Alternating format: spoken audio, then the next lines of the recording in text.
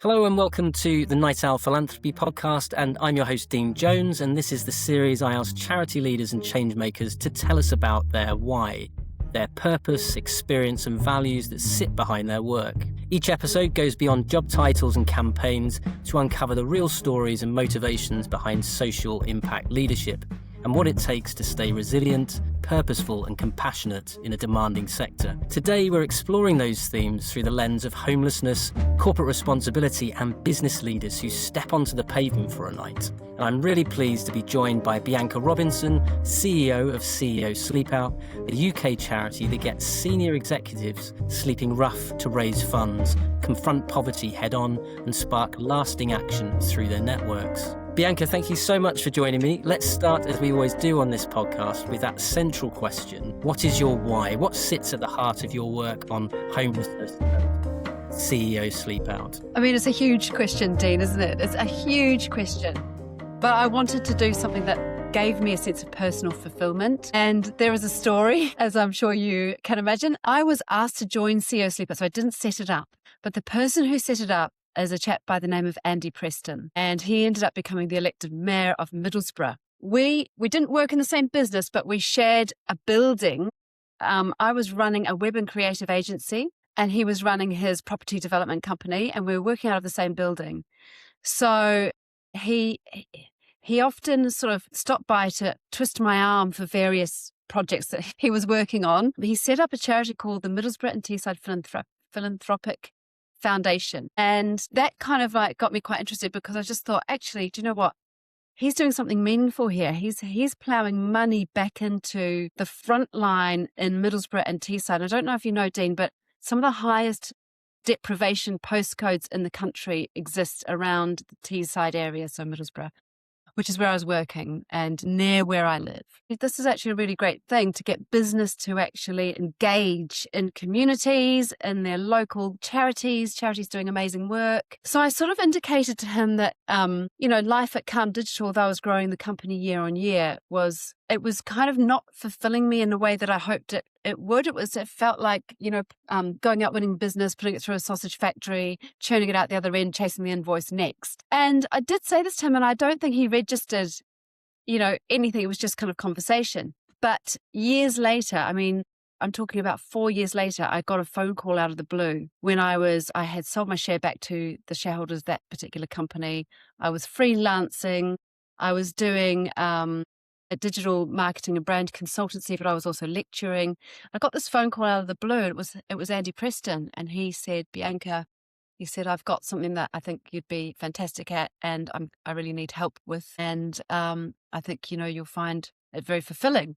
So what is it? And he said, well, I need someone to help me drive the CEO Sleepout forward. And I'd done the first ever CEO Sleepout in Middlesbrough. He twisted my arm to do that in 2013. I thought it was an amazing idea, even though I woke up colder than I've ever been in my life. But we did. We raised about 50 grand to share out around local charities. It was absolutely a brilliant thing. And as a result, I said, I'll give you, I was so busy, but I said, I'll give him a day a week. And that day a week became 4 days a week. Then it became my life. And then I became CEO just about a year later. So yeah, it was a fast track to personal fulfillment, but it did tick all of the boxes. It was my personal values. Yes, I was doing something that made a difference. I was doing something that made a difference to my local area and communities, but also more broadly than that. I was using my skill set. I was using skills I didn't even know I had. So the kind of personal fulfillment factor went way up here. So that's why from my personal fulfillment perspective, but also there's another why, which is I grew up in Wellington, New Zealand, and I grew up as a child, born in the 70s, but did my childhood growing up in the 80s. There was not one single rough sleeper in Wellington. Well, maybe there's one, and he was called Blanket Man, but everybody knew him and everybody looked after him. But there wasn't rough sleepers lining any of the streets or anything. When I landed in London, 1997, and I walked down the Strand and I walked through Leicester Square past Cardboard City, I actually couldn't believe that people were carving out a life and existence living like that. It shocked me to the absolute core, Dean. And I ended up going to live in Edinburgh. And London is one thing. Edinburgh, the temperature can drop to minus 20 degrees on a winter's night. And you had people almost lined up on the Lothian Road in sleeping bags. And I was thinking, I said, you were saying, how are you going to get through the night? Well, if I get enough, I'll be able to get a hostel, sort of is the answer.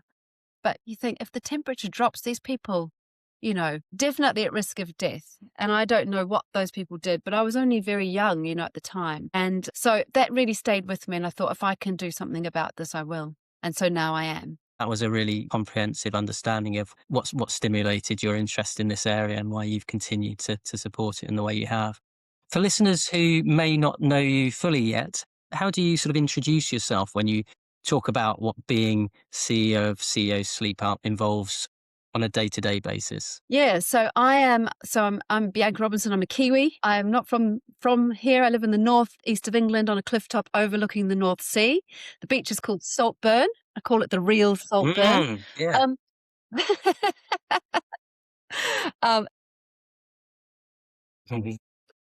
Movie, but it's a fabulous beach and a fabulous place to live. And you are viewing me in my box room where CEO Sleepout, the engine room, takes place. But we do 20 plus cities every year across the UK. We bring business leaders together for a night sleeping beneath the stars, no matter how cold. Mm-hmm. And it's a massive opportunity for a wake-up call to really understand some of the big issues going on in the local community to do with inequality, poverty, homelessness, hunger. And it's a call to action for businesses. It's a wake-up call. So it's get involved. What more can you do? In terms of my role, I'm the kind of the chief motivator in chief, I would say, is what I am. I get the message out. I get people excited. I get them ramped up about it. And until 2 years ago or 3 years ago, I was really doing everything myself. I now have a fantastic team. Not a huge team, but a fantastic team of 2 prized sort of people who work on a consultancy basis that I couldn't do without, and 1 full-time staff member. So very, very happy with how that's all gone, and very steady and slow, very lean charity. We don't want to keep the money. We don't want to be spending all the money ourselves. So we make sure that money goes straight out to the communities where it's raised to do the good it needs to do. Great. Thank you for that. So you mentioned you're joining us from Saltburn, all the way up in the north. What's your day look like so far with the team or with any of the CEOs that you're working with? Does your life as a CEO to CEO Sleepout ever stop? Never stops. And even when I'm on holiday, I can't really put an out of office on. Like I say, it has changed a bit. So the years I was doing it all on my own, Andy Preston supported me until he became elected mayor of Middlesbrough as much as he could. And, to an extent, he still does as a trustee of the charity. But I don't, obviously, I kind of built an engine. I've built all the processes, but I was doing it all myself, which meant all the liaison building, trying to kind of establish an event in a new city, finding the business audience to participate, finding ambassadors who would talk about it on my behalf, all the marketing and all of that kind of stuff. I kind of did on my own. And also there was kind of processes registering individuals and making sure they got a shout out on social media, and nothing was automated. It was all manual. And so there were times where, I would literally be working 100-hour weeks and then sleeping out sometimes twice a week. Mm-hmm. So it was quite tough. Things have changed a lot now. And I'm hoping with AI, we can actually continue to automate a lot more in terms of some of those processes. But now I've got people in place to help me deliver those. It's much, much better. But a day in the life for me is I do my desk work in the box room, and there's still quite a lot of desk work. For example, this week, I've primarily been making sure the grants are going out to all the charities who took part in the autumn season of last year. So there's about 80 charities that are very shortly to receive significant amounts of funding through their efforts at CEO Sleepout and our efforts at CEO Sleepout last year. And the total, I just totaled up this morning. The grants out total over 500,000 last year. Wow, that's amazing. So I was very proud of that. And I think, we can make sure that we can give that amount of money away to make a difference in charities and communities right across the UK, every year, and increase that number every year. I'd be a happy person. Is there a method to sort of determining which organisations receive that support? Does it tend to be organisations that sit within the sort of geographical locations that you've had a sleep out in, or is there something else to your decision on that? That's primarily who will receive the support. So each CEO Sleepout, let's take Milton Keynes because that's where you're based, Dean. So we set up a CEO Sleepout in Milton Keynes in 2018. the Stadium MK wanted to host it, which was fantastic. So very grateful to them. And I had an ambassador, a woman in business called Jo Carter, who was part of Concept Onyx personnel. And she wanted to, I guess she wanted to ingratiate herself in the network and get to know people. So she actually used CEO Sleepout as an icebreaker. So she was able then to spread the word and help build the participants. But part of the job of setting that up is actually looking at all the charities in the area, thinking who's doing great grassroots work, who's on the ground making a difference. Very quickly, we identified the YMCA in Milton Keynes, and then we asked them for the recommendations of other partners, and it was this amazing it became this amazing basket of partners as it grew. It started off with just the YMCA and the MK Dons. But as it grew, we got this amazing basket, which is now Unity MK, bus shelter, etc. So that's kind of how we identify. We do get that local knowledge, and we ask people who's making a difference. We then do due diligence, make sure they do what they say they're going to do, make sure their impacts are doing what they say they're going to do, and make sure they're accountable. So although we offer unrestricted funding, we now ask for a very kind of it's like a non-binding impact statement, really, is what it is, so that we can actually tell a story. It's just for our storytelling purposes, but we want to say the YMCA in Milton Keynes has used money from CEO Sleepout to do X, Y, Z and change so-and-so's lives. And they'll do that for us now, Dean. So that just gives you an example of how we try and fund. We like grassroots charities. We like charities who are actually tirelessly making a difference, and they're not a big machine. So although we have given to shelter and bigger charities based on the wishes of fundraising participants, we tend towards smaller, more local, harder working grassroots charities that really need those funds and can really make those funds stretch and make them go a long way. It's a great example of collaboration on a national scale, but where a donor can actually see the impact of the support they provided in quite a sort of tangible way, because it's going to place-based organisations where support is focused on that local area. I think the model itself is fantastic, and the fact that you can then not evidence, and you mentioned the word impact, but you're asking for light touch impact reports, really, that give a visual stimulus in terms of what you're doing, which I think is what a lot of people are looking for, that sort of tangible record of what's happened with their money. Yeah, we want to be able to tell that story, Dean, and it's important for us because people, we've got to be very transparent about where our money goes. It's all listed on our website.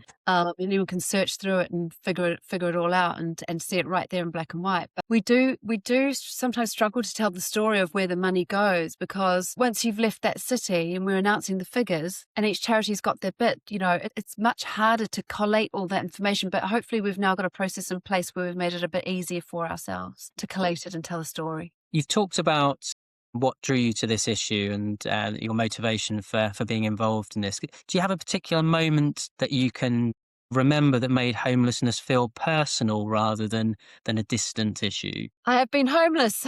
You have? I have actually been homeless. Yes, I have. It's a kind of homeless called sofa surfing. Yeah. And I was in London as a very young woman. I was aged 23 and I'd finished a nannying job and I had yet to find additional work, and I literally had nowhere to go. And a friend of mine called Lucy put me up on her sofa, and I was probably 5 weeks sofa surfing there and looking for work, and then I got a job, but obviously I didn't get paid till the end of the month, so I was there until my first paycheck, and then I went and got a flat. But it was quite tough, and I probably didn't recognize it at the time, but I was in a very vulnerable situation. I think I was quite gung-ho about it at the time, being young Kiwi. But very vulnerable situation indeed. And I mean, if my daughters, who are now 26, were in that situation, I'd actually be really panicking. I think it's just as well my mother didn't know. I didn't tell her. Yeah.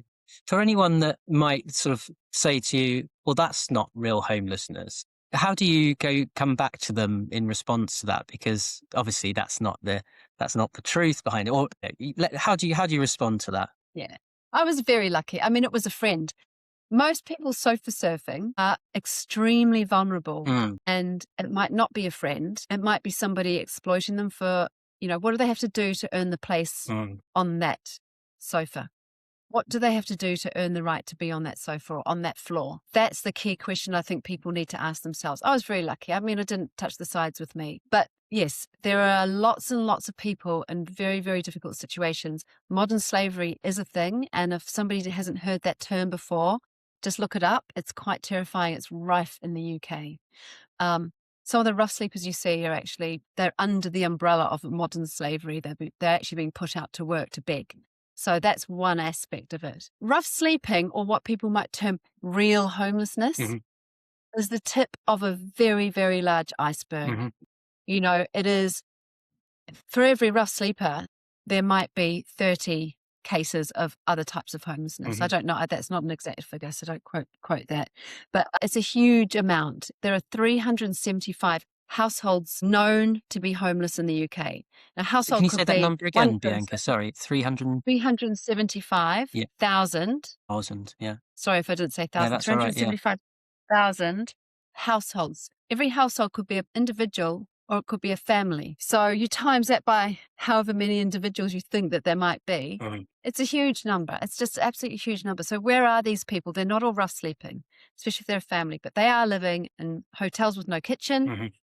So they're reliant on, how do they make their food? They're going to have to buy it. So where do they get the money to do that from? So that becomes a vicious trap. They might be in a B&B. They might be in a shipping container. They might be in someone's garage. They might just be hiding. They might be in a tent under a bridge somewhere, Dean. And I They might be suppose off-grid. because in some instances, which are the ones you've described, that kind of homelessness is almost invisible. It's not something that we can see and then have it, be stimulated to respond. Because we all, hopefully, a number of us feel motivated to respond when we see somebody on the streets experiencing that level of vulnerability. But there are people that are, as you said, sofa surfing or in areas where you can't see them, that they're as vulnerable. It makes it even more of a challenge, I suppose, to get people engaged and understand fully what they're supporting and the level of need that they're supporting as well. How do you bring that part of the conversation or the storytelling to life for people? To get them involved and engaged. It is called hidden homeless. That's the kind of term that we do use. So I often use art. Okay. We have on a number of occasions worked with a photographer called Mark Davenant, who has exhibited beautiful photography. He's gone and photographed people's housing, people in their homes taking their stories, and it's jaw-dropping. Mums with kids with damp running down their walls, black mold, radiators that won't turn on, or even sometimes worse, won't turn off. So they're stuck in 30-degree heat. The conditions are just unbelievable that people are expected to live in. So you've got a huge rife slum housing sector in the UK that not many people know about because rental property has gone beyond what most people can afford. There's this I think the fundamental thing to remember is in the UK, there's not enough housing for people. There's just not enough homes. So if someone presents as homeless, council will put them on a list and prioritise them according to their needs. But quite often that list, there's like a 2-year wait for a home. And in that 2 years, you can be offered temporary accommodation. The people I know who've gone into temporary accommodation have gone into things like shared tenement. So a person I know who had teenage twins was put in a shared tenement building, no lock on the door, next to known sex offender. So you've got this horrendous situation where, okay, you'll take what the council offers you, but it might be absolutely detrimental to your life and well-being to do so. So another example might be the council might offer you some housing. And I've done a deal with another council. They say, well, the council 125 miles away has got some housing for you, so we're going to put you there. Okay, well, does that mean I take my kid out of school? Does that mean I give up my job that I'm scraping by on, but I still value my job? Does that mean I'd have to take a 2-hour bus trip to get anywhere to do that job or to collect my kid from school? Does that mean I have to destabilize my whole family to move into that accommodation. Mm. So if you choose to say no, Dean, to that offer, you become intentionally homeless and you're out on your own. So it puts you in a There's really no difficult support there at position. that point. So it's a very scary and vulnerable place to be. And I think we're in very scary and vulnerable times, just given the kind of inequality that's rampaging through at the moment. And, rental incomes have outstripped what most people can afford. And they've certainly outstripped, universal credit housing allowance. So if you happen to be on universal credit and you thought you could get by on a housing allowance and your landlord suddenly says, whatever, you've got to find somewhere else. Luckily, balances are coming into place and have been put in place, so by mid-year this year, a landlord's not going to be able to do that quite so easily. But at the moment, somebody can be put out, and in their area, are they going to be able to find somewhere that they can afford? Chances are no. So then what do they do? There's a dilemma for a lot of people, and it's been a very precarious time. Are you able to see any trends from the conversations you're having and the organisations you're supporting where the incidence of homelessness, whether visible or otherwise, is increasing, or is it levelling off? Is it getting better? What sort of trends are you seeing or hearing about when you're having your conversations? It's increasing, and it's increasing not only in the cities, it's increasing in the smaller towns, it's increasing where you'd never expect to see it. And we start to see tent cities back again. So cardboard cities, tent cities. And rough sleeping's definitely on the increase. And if rough sleeping's on the increase, that points to increases in all types of homelessness and increases in other social justice issues, I would say, as well. I suspected that to be the case because anyone will notice the difference in terms of what disposable income they have at the end of the month because of the rising cost of living. Just going to the supermarket and getting your weekly shop or monthly shop or however you do it, things are much more expensive. So it must be more challenging for people, and it must be putting more people in that vulnerable or precarious situation where from one month to the next, they don't know whether they can meet the bills and commitments that they have. And then one thing leads to another, and some of the sorts of scenarios that you've described are starting to happen. Thank you for that. I'm really interested, Bianca, in terms of your background, that you talked about, particularly when you were starting off and without the benefits that AI can bring.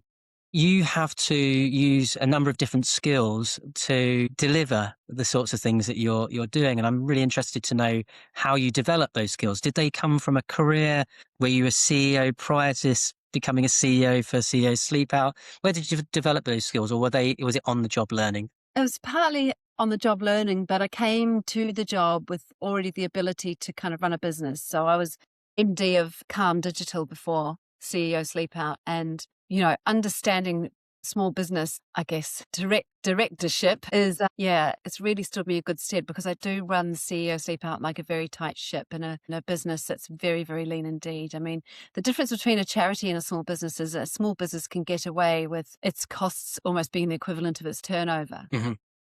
At a charity, my costs have to be 25% thereabouts of my income. So we have to keep our costs mighty low. And, how anyone does it, I don't know, but I have managed to do that for the whole entirety of me being chief exec of the organization. So, that's a difficult thing, but, we make it work, and we do what we can, and it's all hands on deck. In terms of the other skills, I came with marketing knowledge. I came with digital marketing knowledge. I came with brand storytelling knowledge.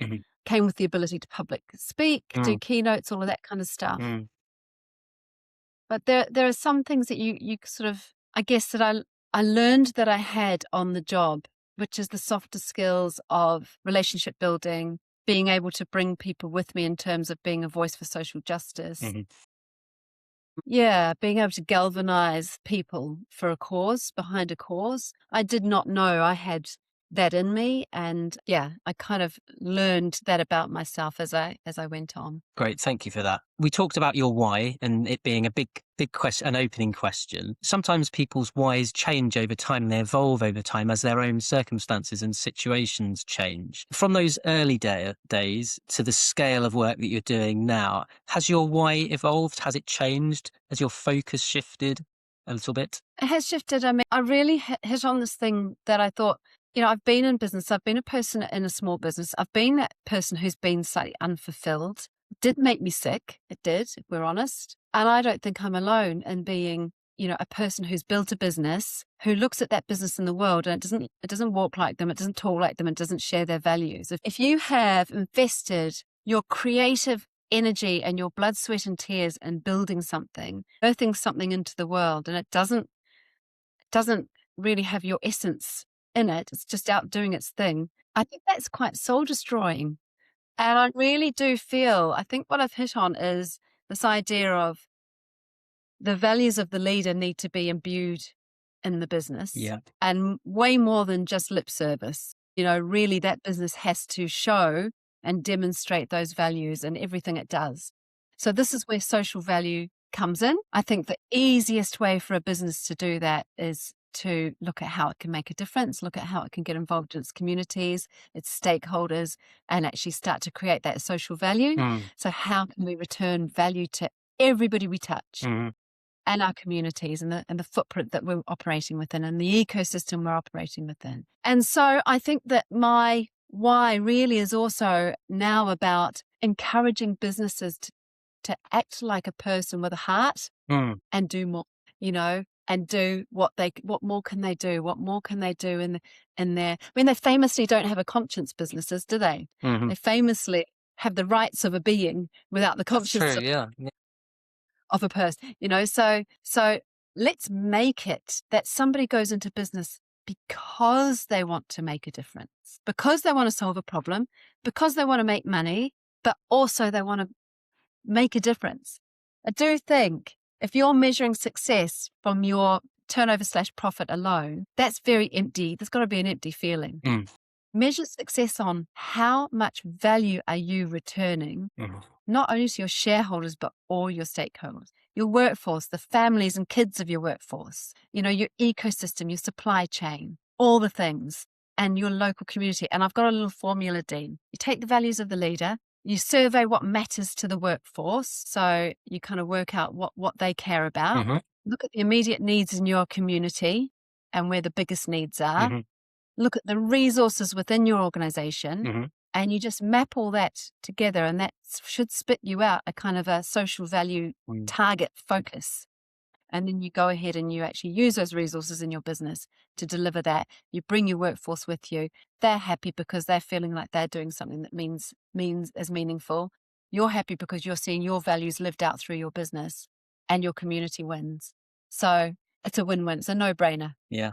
And I think then, so when I asked that question about how your why has evolved, and the answer turned into not just how your why has evolved, also how your approach has evolved, but then how you try and encourage other organizations, other people you're touching, how you can encourage them to evolve as well.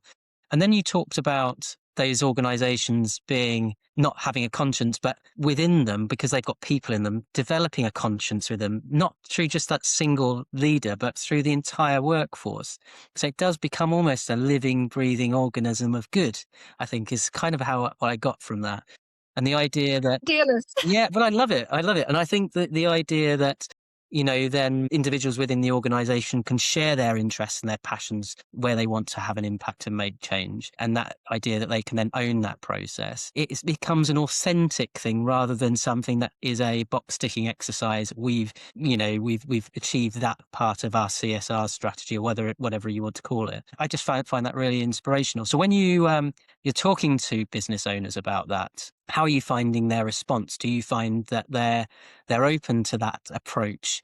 Is it a challenge to bring that kind of mentality, a way of working, into their way of working? Well, I think they all love the idea of it, Dean, but the reality is that they've been thumped with, national insurance, tax, and, life's not easy for a small business owner at this minute in time. I think of all the places where government could have collected tax, small business is one of the last places they should be collecting it. The other last place is kids with student loans that they need to repay. But anyway, that's another story. They should be incentivizing small business. This is the real value creators in our society, Dean. This is the people employing 16 million of us, turning over 32 trillion. Small business is returning value in the real economy. It's not sucking wealth up to shareholders BlackRock and Vanguard. It is returning velocity of money into communities. So small businesses need to be supported in a much better way. So my primary audience is these small business leaders, SMEs. And so they want to do good, but they are absolutely squeezed beyond belief, Dean, at this minute in time. And I've got to appreciate that. Not to say they're not doing great things in their communities and they're not doing good and they don't have great social value plans. They do, and they do want to do this. But at this minute in time, they're just making sure that they are making, that everybody's getting paid, that there's enough in the tanks. Hopefully things will change for small business. Like I say, I think it's the last sector that should be penalised, but it is the power base of the UK. It's the engine room of the UK, our small business base. And we need to recognise it as such. And I just do think that if I can move these people to action, and, I've just made a massive a caveat, not excuse, but a caveat. There are always people at every single sleep out that will tell me, oh, I've done this because of CEO Sleepout. So there are things that people are putting in place because they've had that wake up call. Always. Yeah. I can see that. I can completely see how that would happen. You were almost then touching on politics and policy. Do you have an opportunity to impact on policy, not just around homelessness, but you talked about, the impact of increasing taxes on small businesses. Are there places that you can take that message to that makes change in that area as well? I haven't done so yet, but I'd like to get in front of policymakers in a much more meaningful way. One of those ideas is create a charter that people who come to Sleep Out can put their name to and their business name to, and actually just build that up to the point where actually this charter exists. Anyone can see it online and effectively maybe the CEO Sleepout website with all the lists of participants is that charter. But in any case, that is something I want to improve and try and become a kind of a social justice voice, get in front of policymakers and see what we can do. Thank you. I think the voice of business is a powerful one. Absolutely, yeah. As you said, it's the beating heart of the UK economy. With regards to the events, and we talked about evolution of your why, can you talk about what the first Sleep Out event may have looked like? Can you remember what your first Sleep Out event looked like and perhaps how it's changed from then to now? It was absolutely amazing. So the first one I took part in was the one I was mentioning. Andy Preston twisted my arm. He said, come down to the Riverside Stadium. I'm going to do a CEO Sleepout. Raise a bit of money. And, we can share that out among charities in Middlesbrough and Stockton. So I went along not knowing what to expect. And about 50 people from the area were there, boots blacked and kind of, puffer jackets on. It was March. It was absolutely bitterly cold, but the camaraderie was unbelievable. Everybody had a conversation with each other. Everybody was supportive and, there was I had my guitar, so we played a bit of guitar there. Dean, you'd have loved that. You could have got yours out. Yeah, no, it was phenomenal.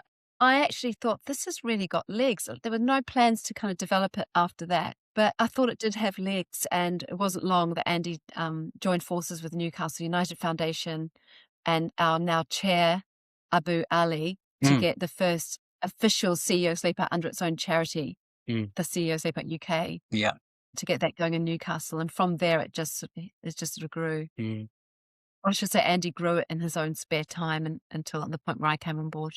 Have you got any sense of how many Sleepouts you've actually achieved since the organisation started and since you were kind of leading it as well? I know I've done over 100, Dean, but wow. I have kind of lost count. But I've done over 100.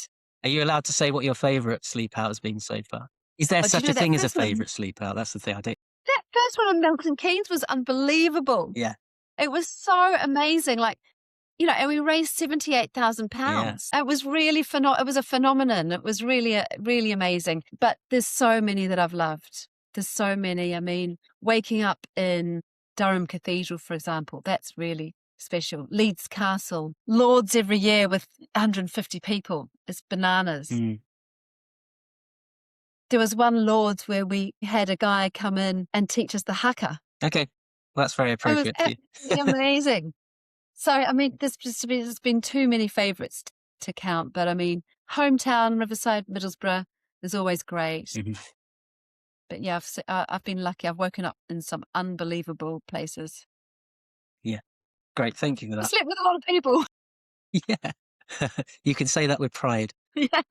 How do you strike the balance between creating a sort of a powerful experience for your participants, for the people that sleep out with you, and respecting what rough sleeping actually means for those living with it every night? And because there is that balance, I think it should be an enjoyable experience, because that will encourage people to want to participate in the future. But equally, they also need and probably want to feel a sense of challenge, so that they can empathize to some degree. But I don't think you can ever truly empathize with somebody that sleeps out night after night after night in the coldest of temperatures, with no food in their bellies. How do you get that balance? Yeah, and we've got to be very careful. I mean, I always say this is a business event with a twist. We're allowed to have fun. It's a business fundraiser, and we'll never come close to what it must be like for somebody who is forced to sleep rough, who feels that anxiety and terror, who really does not know, where the safest place to be is, doesn't have a home, doesn't have a stability, doesn't have a support network. We can't imagine any of that, but we can have a night's sleep that isn't the most comfortable, is a bit cold, probably will do some lying awake at some point. And in those hours of lying awake, my ask is that somebody contemplates the what more can I do piece. And how could I do this for more than tonight? The answer is I couldn't for most people. And I think that is the very powerful wake-up call. I think the second thing that we always do is we have testimony from people who've lived through rough sleeping and overcome homelessness. And this lived experience perspective is huge, because it really does unlock a level of understanding and compassion that the event, without having somebody be there who's to tell their story, we couldn't really get to that place without looking someone in the eye who's been through that. And quite often the person that will have to talk is a person in business. So they're mirrors to ourselves, and somebody who, has the same, it makes us realize, I guess, that we all have the same hopes and fears and deserving of the same amount of care and compassion. Have you learned about what really sort of motivates CEOs when they say yes to something so far outside of their usual world? What motivates them to engage in something like this, do you think? And have you learned things about this process of getting people involved in something so important and worthwhile? Well, there's the element of challenge. It's not a huge challenge. It's not like running a marathon, but people do feel like they've done something utterly monumental when they wake up in the mornings. So there's that. And there's an element of genuine care for the cause. But a lot of it is, we're doing this as a collective. I need to get behind it. So there's a layer of, genuine meaning that hasn't been accessed by somebody, but they just want to be part of it because it's a good thing to do. That's great. Then there's another layer below that of, well, I just want to be part of it because it's a great networking opportunity. Now, that is also valid. And if somebody thinks, well, I'm just going to come because, okay, I'm raising the money, but I get access to all these great business leaders, that's absolutely fine by me, because I say, do it anyway. We benefit. You might have the wake-up call of your life. We're there to change lives. The lives we change might even be your own. We open your eyes to some of the immediate issues on your doorstep. And so it can only be a good thing. I don't care why somebody comes. And then the other layer is somebody might come just to do a bit of virtue signaling. Yeah. Well, again, I say, if you stand accused of virtue signaling, do it anyway, because it's a good thing. And if you're coming because you want to do a bit of virtue signaling, fantastic. Come and virtue signal with us. As long as you're raising the money and doing the good, it's all good.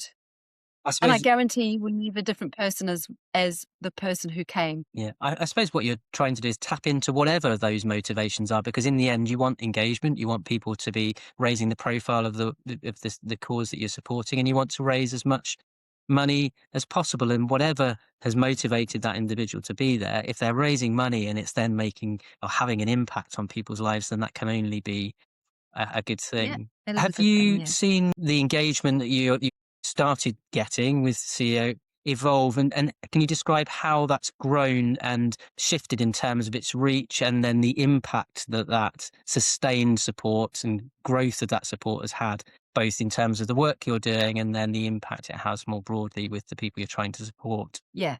So very organically, the reach and reputation has grown. And we do an amount of marketing, but not, it's not huge. It's basically what we can do ourselves via social media. We don't really pay for a lot of marketing support. We don't advertise.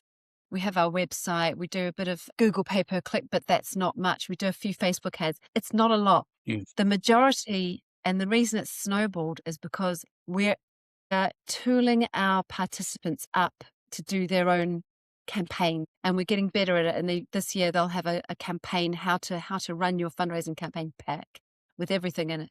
We haven't done that before, but we've tooled them up to actually go and make a splash about it. And when we shout somebody out who signs up, so Dean Jones has signed up for Mills and Keynes, fantastic, what a guy.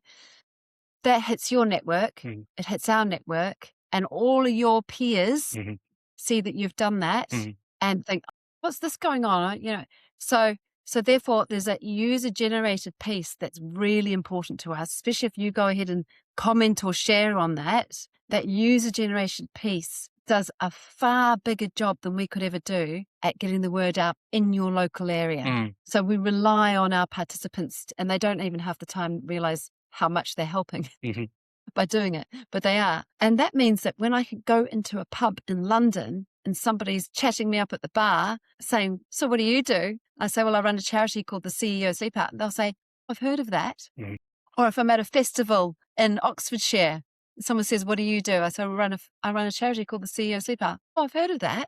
That's where we're at. And it blows me away every single time. Those two examples are real examples, by the way. Did you ever imagine that it would reach the scale that it has? And do you get a sort of sense of imposter syndrome around that sometimes? Or is it all part of the plan? Obviously, I would like to grow it more, Dean. Yeah. So it's hard for me to... I have imposter syndrome creeping in all the time. And I also think, could another CEO have done a better job at making it bigger, brighter, whatever? But I'm personally very happy with how I've stewarded the charity over the last 9 years. And kept it lean and kept it solid. I could have scattergunned. We could have done CEO everything. CEO skydive, CEO this, that, and the other. And we could have done this real scattergun approach to try and just be all things to all people. And I just felt very strongly that if we stay in our lane, we'll create a steady, reliable growth path that is going to actually deliver that 500,000 in grants every year. And I think that's really, really important.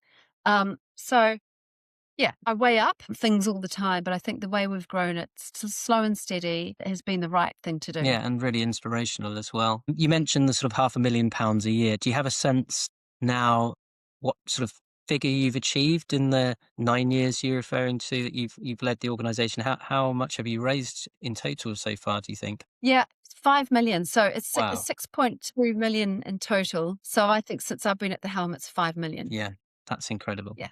Well, amazing. I spotted... Yeah, but again, I feel that's not enough. compared to other charities. That's... Yeah, well... I'm proud of it, don't get me wrong, but I think... I do understand, yeah, and that's another question that's come on to about the sector and competition, but we'll come on to that in a moment. Before we do, just focusing on your achievements, I spotted a photo of you not so long ago shaking hands with a particular member of the royal family. Can you tell me a little bit about that and how that came about and what that meant to you in terms of your mission and what you're trying to achieve, if anything?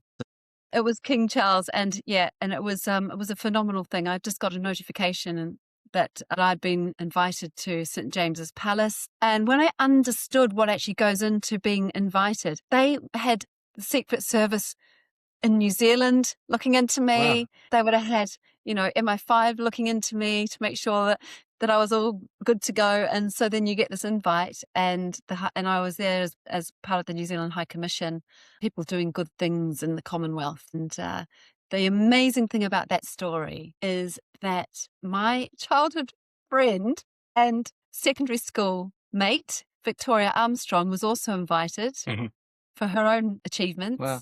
And so we got to go together. Wow. Two girls from the same school. Well, the chances Now, of that. I think you asked me about my skill set and how I was kind of CEO Sleepout primed. The school I went to was called Samuel Marsden Collegiate School for Girls in Wellington. Okay. And that's a school who basically hothoused us to be something in this world and to not be held back by anything, including, any kind of inequality agendas, or we were just led to believe that we could go out there and do anything. And I think that stood me in really good stead. Is that something that's unique to New Zealand culture, do you think? I don't know enough about it, but is there something in that? Yeah, it's not unique. It's not unique to New Zealand culture, but it is a result of growing up in New Zealand. Yeah. New Zealand's a place that, it was the first place to give women the vote, equality.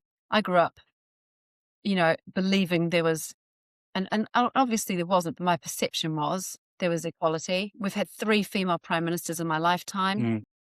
So, New Zealand is a trailblazing place, and also we're pretty fearless bunch of people in New Zealand, and that's the type of spirit that's, talk about epigenetics here, the type of people who went to New Zealand as colonial settlers and forged a life in the landscape alongside, a native population of Maori, and made it all work through a lot of trials, tribulations, and hard work. That's the genetic inheritance that I have. And so working hard is a trait of New Zealanders, and working hard to achieve something is a trait of New Zealanders. Fascinating. I don't think we moved quickly on from your encounter with the king, so we better go back there. Sorry. Yeah. I think that was fascinating. It was my fault. I distracted from the question. Yeah. So I was there at Commonwealth, and I said to him, "You're going to help me bring business leaders together to solve homelessness." And he went, "I've tried that. We can do this. We can." And he said something, and he walked down the line, because the part's like the Red Sea, so he can kind of meet people. And he circled back to me. Right. He goes, "It's not impossible." And that's where, because the picture has his finger pointing and laughing. Yeah, he's going, "It's not impossible." Yeah, okay. That's a really good insight. And because obviously his son also is very passionate about the subject of homelessness. And I don't know how much they communicate and sort of share their, experiences and their thoughts on this area. But you'd imagine that the future king will also have something to say and want to do something about this issue around homelessness. There is a link, and hopefully the conversation that you had with our current king will be passed on. And because it's interesting, isn't it? I was looking not just at the photograph, but how people engaged with that particular post that you put out on social media, and for whatever reason, it does resonate with people. People are interested in that part of our society and our culture, and the way that a royal family can sort of raise the profile of particular subject areas in a way that no other organisation or individual can. So that was a year's worth of marketing in one hit, really. Basically, it was absolutely amazing. Yeah. Regarding Homewards, which is Prince William's project, it's a really good project, and we're engaging with Homewards in Sheffield, and we're working out what we can do specifically from funds raised in Sheffield to kind of help move things forward in a real meaningful way, but bring business in Sheffield with us for that. So almost like a citywide ESG strategy, which I think would be a first. But I do think that this is something that we can start to table, citywide ESG strategies, where the whole business community gets to chip in and think, okay, where can we make the best difference, and actually all moves as at one unit. Could you just elaborate on the ESG element, just for those that perhaps aren't familiar with that abbreviation? Yes, ESG is for corporates and PLCs it's a measurable, it's a data point for shareholders to see how they're doing on environmental, social impact, social value, and governance. So environment, social impact, and governance. Where I sit is the social layer, the S in ESG, and social values. How are you returning value to stakeholders across your ecosystem, and how are you proving that? And there's and somebody uses. Well, you can use different types of measurement, but you measure it usually using a government set of values called the TOMS. And you want to equate the work you're doing in communities and with charity to a kind of a monetary equivalent.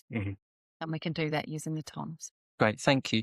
Are you able to give me an anonymized story of someone who has experienced homelessness that has stayed with you and shapes the conversations that you're having? And I no doubt you get experiences and have conversations with a number of different people. Is there a particular one that's stuck with you that you share from a storytelling perspective, but also has stuck with you from an emotional perspective and kept that motivation to want to strive to do more in this area? 1,000,000%. And I don't actually need to keep this one anonymous. It's our lived experience primary ambassador, Kerry Douglas. Kerry was a child in the foster care system. And if you know anything about the foster care system, I think this figure will probably shock most people, but 2 out of 3 people who've been in foster care either end up in prison or homeless. It's a really shocking statistic.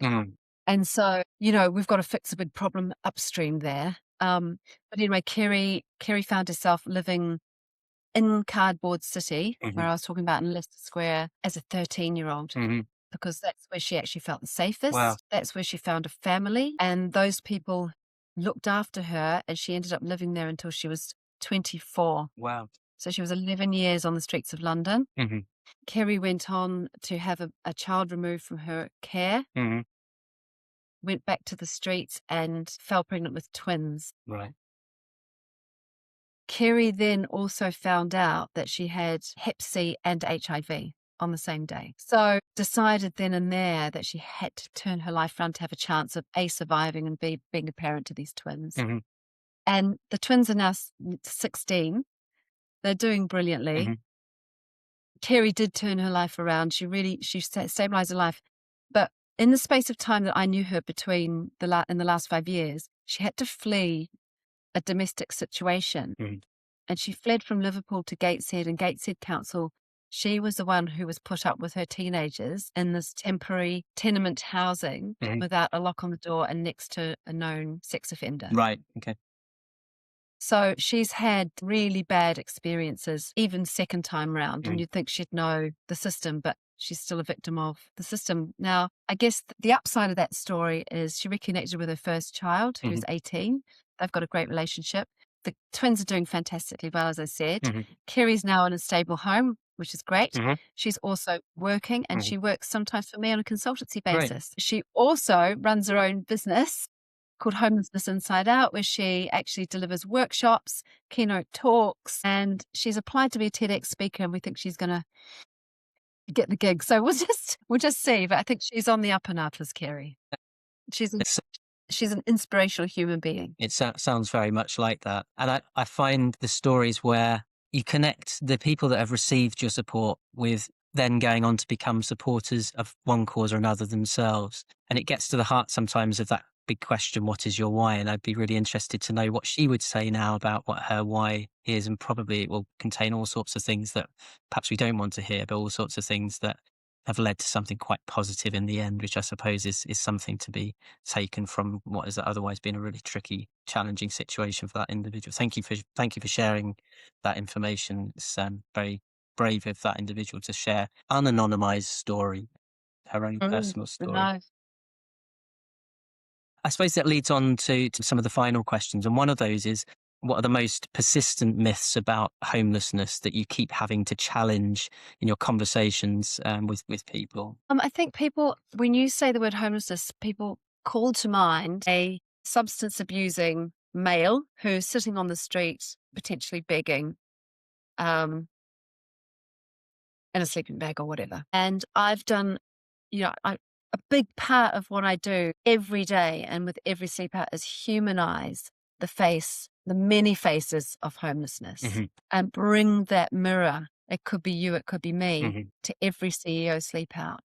And I do that in a lot of different ways, which is through the lived experience speakers, but also through the art, like I explained about Mark Davenant's photographs. And we're just trying to tell that story, that homelessness doesn't look like that anymore. It's a young woman who's trying to get her college, her A-levels together, but can't live at home. It's the person who's been a victim of domestic abuse and is staying in the car but showering at the gym or showering at work.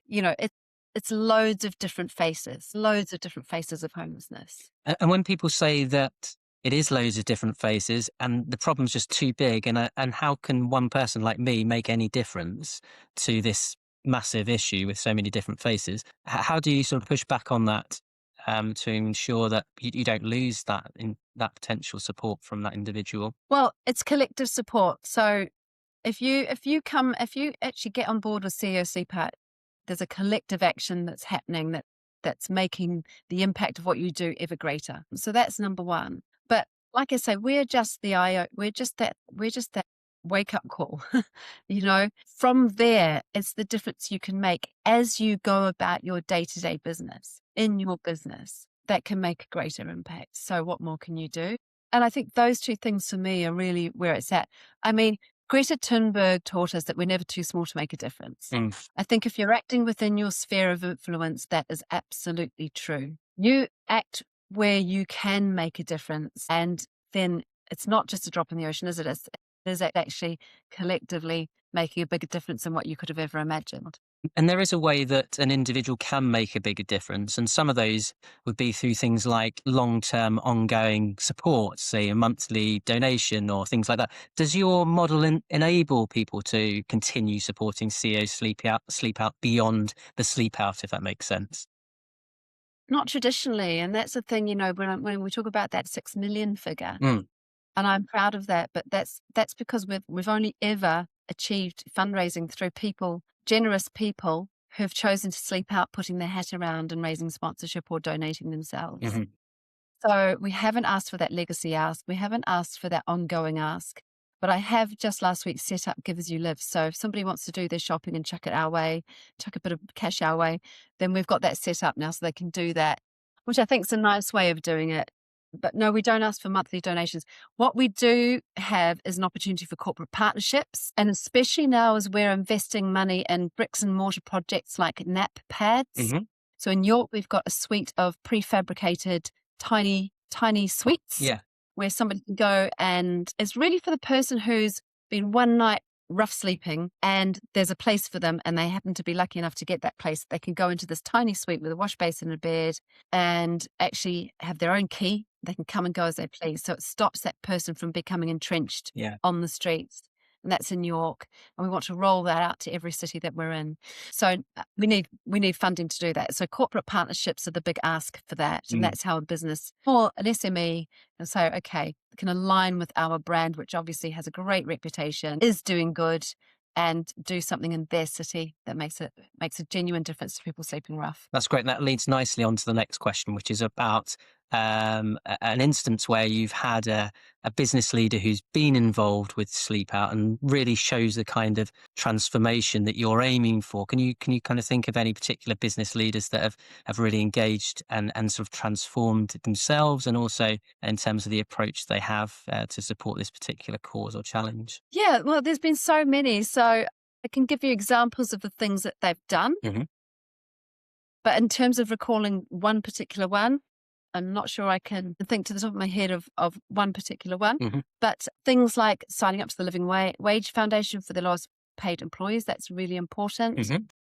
Taking on apprenticeships from hard to reach groups, setting up trainings for people to come along to. Mm-hmm. What else? Setting up funds for Christmas funds for their employees to kind of save into. Mm-hmm. There's loads of things people have done. Mm-hmm.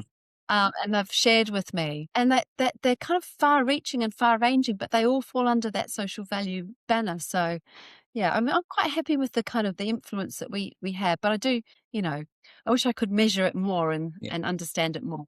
You've obviously built a really powerful model, I think. Are there any sort of ethical questions that you wrestle with around this kind of fundraising beyond what we've touched on already? Are there things that you kind of go to bed at night thinking, am I doing the right thing, or should I do it differently? I think I'm doing the right thing. Yeah, good. I think I'm doing a good thing. I'm doing a fun thing. It's, like I say, it's not, I don't operate on the front line, Dean, so I don't have to, I do the very pleasant thing of bringing business leaders together and then making sure the money goes to good charities. I'm doing it day in, day out. I don't think I'd be cut out for that. they do it amazingly well. And I'm pleased to be a funnel of funds for their great work. Yeah, you found a way to make a difference that aligns with your skills and what you're able to bring.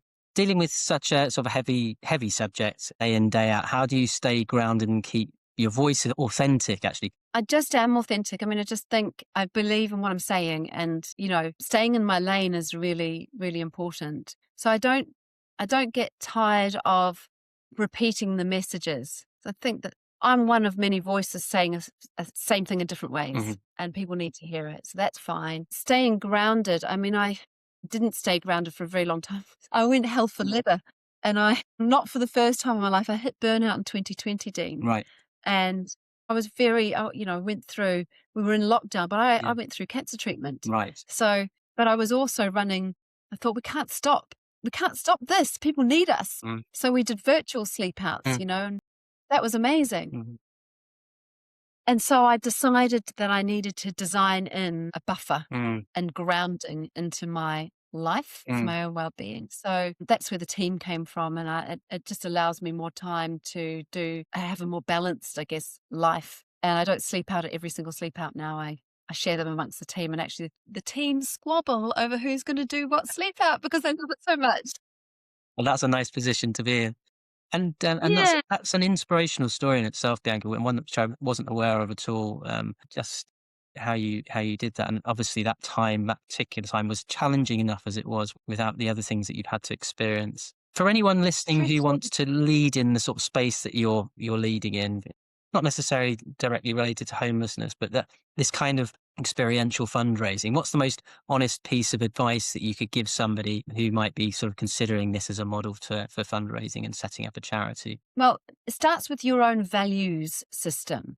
You need to understand what those values are, and they are the compass that's guided every decision you've ever made in your life. And I always, if I'm in a room and I'm sort of taking a workshop or a lecture, or a keynote, sort of get a show of hands and say, who's actually sat and contemplated what those driving values are that's led you to where you are today? And a lot of people haven't done that exercise, Dean. So that's the starting point. Really think, okay, what values, what do I care most? What matters to me? What's driven every decision? What's been my compass? And then start from there. And I think that's where then you find, if you want to have a job with influence, that influence is authentic. You're kind of backed up by your inner guidance. There's a strength there. You really believe in what you're saying, and that makes all the difference. If you're out there leading, I think it's non-negotiable. You have to believe in what you're doing. Understanding your own why, almost, to give you that guiding force. Thinking 5 to 10 years ahead, what does success look like for CEO Sleepout and the wider movement? You touched on the area you're moving into in York with what did you call them? Nap pads. Yeah. So my accent might not give you nap as in have a nap. Yeah. Yeah. Pads. So we want those in every city where we're operating. And we also want our fundraising to go well over $1 million every year. We want multiple events and we want to cover every city and town in the UK and Scotland. We've already got Aberdeen, and we go from Aberdeen to Brighton this year and everywhere in between. I want London to become something really special. I want it to smash 500,000 every year and be a huge thing in the business calendar, and potentially open up a second one in London at St. Paul's or somewhere like that. There's plans, and I think this idea of not being all things to all people, but I am exploring doing a night walk across London's bridges, because I think that ties in nicely with, the idea of homelessness. So a night walk in London could be on the cards, even as early as this year. So watch this space. But yeah, 5 years time, I think it's still a galvanizing voice of business, has way more political clout, can actually get in front of policymakers and be a campaigning voice on that front as well. That's it's almost like you've seen the questions before, but it leads nicely on to this next question, which is, if you could secure, with the support of your business community, one policy or systematic change that would make the biggest difference in the area of homelessness, what difference would that be? It's probably an obvious answer to that question, but it may be more nuanced than I think. Well, The obvious answer is build more homes. We need 125,000 homes every year for 5 years just to meet the immediate backlog. Mm-hmm. We are nowhere near. We are nowhere near. So, I mean, the last announcement by government was, we're building 19.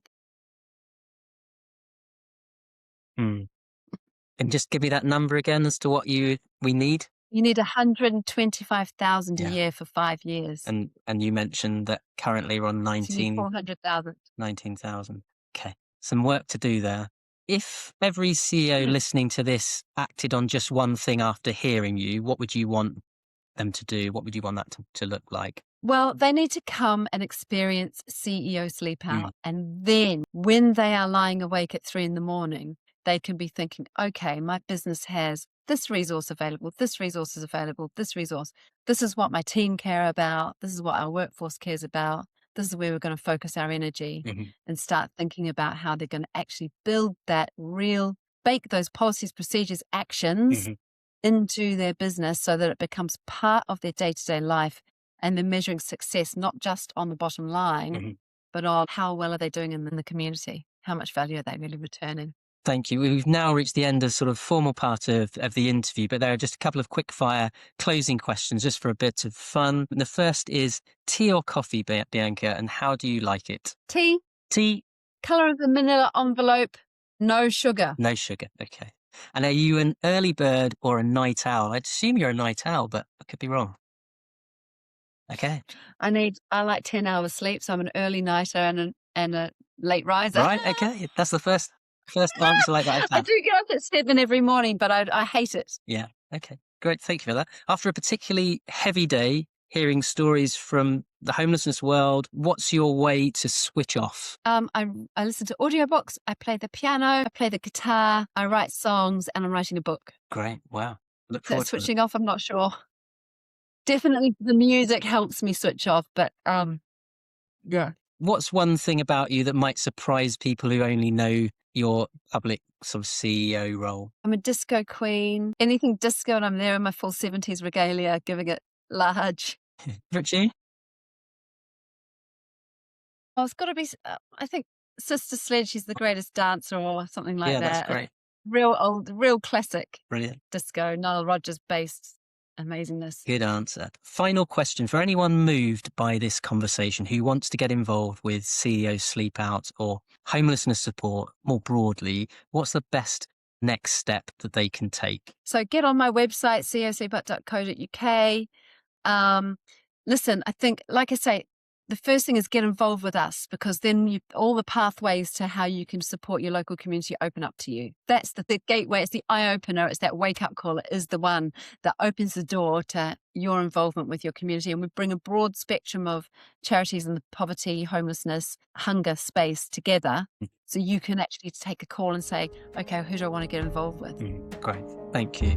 Bianca, thank you so much for an honest and open conversation and for pulling back the curtain on what it really takes to get business leaders out of the boardroom and onto the pavement, not for a photo op, but to confront reality and commit to action. You've given a vivid sense of the human stories behind homelessness, the power and pitfalls of experiential fundraising, and how CEO Sleepout builds bridges between influence, resources, and frontline need. You've also been really candid about the leadership tests, the ethical tensions, and what it means to carry this work day after day when the problem feels endless, but the stakes couldn't be higher.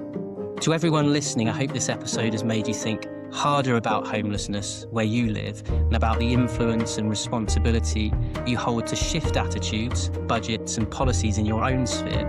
And if you found this conversation thought-provoking or useful, please like, follow and subscribe to the Night Owl Philanthropy podcast on your usual platform and share it with a colleague or a friend or a CEO who leads a business, works in policy or cares about social justice.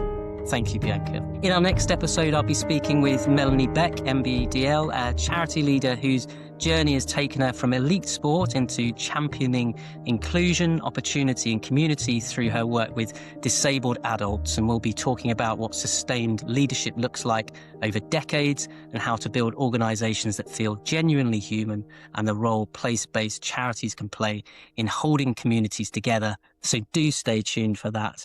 because it's going to be just as interesting as the conversation you've just heard. Thank you.